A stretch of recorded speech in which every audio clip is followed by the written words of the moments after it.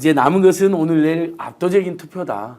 예, 주권자로서 우리 국민들이 이 나라의 주님을 한번 정말 무겁고 무섭고 멋있게 보여주십시오. 네. 감사합니다. 평론가님, 저 소회나 이 대선 캠페인 과정 보고 느낀 점 마무리 말씀 부탁드립니다. 또 오늘 김문수 후보가 그 마지막 유세 시작을 제주도에서 했잖아요. 제주 4.3 평화공원을 갔다고 하는데요. 참배할 때 유족들도 굉장히 반발했다고 하고요. 과거에 4.3을 폭동이라고 얘기했던 사람이기 때문에 네. 어디 유족들한테 가슴에 대못 박느냐 이러면서 반발을 했는데 기자들이 질문했다는 거 아닙니까? 4.3에 대해서 어떻게 생각하느냐. 아무 대답도 않고 그냥 가버렸다 그래요. 마지막까지 그냥 네. 무시하고. 그러니까 이번 윤석열 정권에서도 봤던 것처럼 역사 인식이 바로 서지 않은 정치인은 그 어떤 정치도 잘할 수 없습니다. 역사 인식 자체가 퇴행하는 사람은 그 어떤 것도 미래로 나갈 수가 없는 거예요. 태행이 아니라 이거 저 댓글로 왜곡하려고 그런 사람들 아니에요? 그 왜곡도 하고 네. 김문수란 사람은 퇴행한 사람이죠. 극으로 가 있는 사람이거든요. 그러니까 극우적 사고 방식을 갖고 어떻게 미래의 경제를 논하겠어요.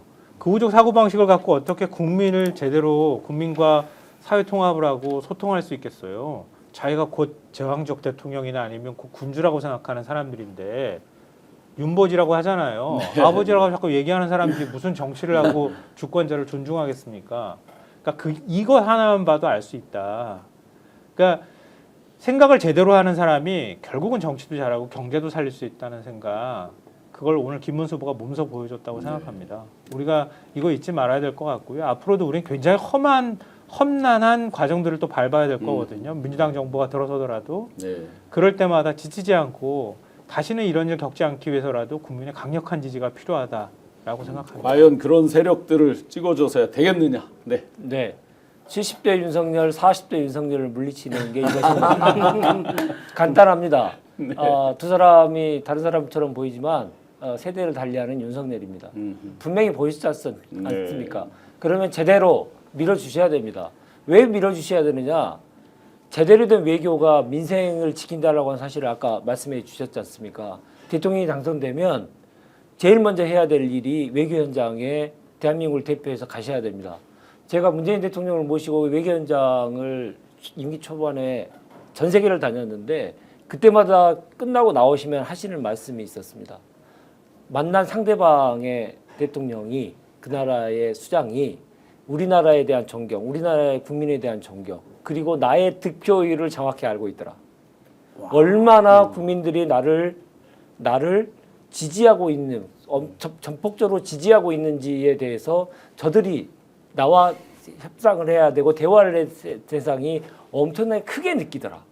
그게 바로 우리가 국익을 지킬 수 있는 중요한 지렛대 역할을 해줬던 겁니다. 그래서 우리가 이제 다시 한번 외교를 정상화시켜서 민생을 돌봐야 되지 않겠습니까? 내수보다 수출이 더 많은 이 나라, 경제 규모를 가지고 있는 나라에서 외교가 무너지면 민생이 완전히 무너지는 상황에서 대통령이 정말 외교를 잘하려면 우리가 숨어있는 한 표라도 딱딱 긁어 모아서 이재명 후보에게 내일 다 몰아줘야 된다. 그것이 대한민국을 살리는 길이다. 네. 분명하게 제 경험으로도 말씀드릴 수 있습니다. 네. 꼭 부탁드립니다. 네. 지금의 이재명 후보가 소년공 이재명에게 했을 때 눈물이 핑 돌았거든요. 60대, 70대 윤석열이 저 40대 윤석열 하니까 왜 이렇게 웃음이 나와요. 자, 지사님, 네, 그 제주도민 여러분들 아직 저 본투표 안 하신 분들이 있을 텐데 뭐 그렇죠. 투표 동료는 저거 정치 중립의무 위반 아니죠? 그렇죠. 네, 네. 그럼요. 예. 올해가 제주 4.3 70주년입니다. 77주년에 제주 4.3의 진상규명과 관련된 명예회복과 관련된 기록물 14,000여 건이 유네스코의 기록유산으로 지난 4월에 등재됐습니다. 네. 제주 4.3의 아픔을 전 세계가 인정한 것이나 다름없죠. 극우 세력들의 역사관 바뀌어야 하고요.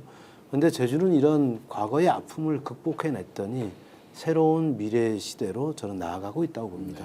에너지 대전환, AI 디지털 대전환으로 미래로 나아가고 있습니다. 우리 대한민국도 마찬가지라고 봅니다.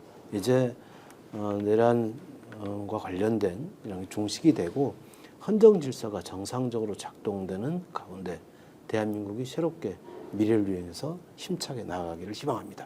오늘 방송 어떠셨습니까? 마음에 들었다면 구독, 좋아요로 스픽스를 응원해 주십시오. 여러분들의 구독, 좋아요는 가장 큰 힘이 됩니다.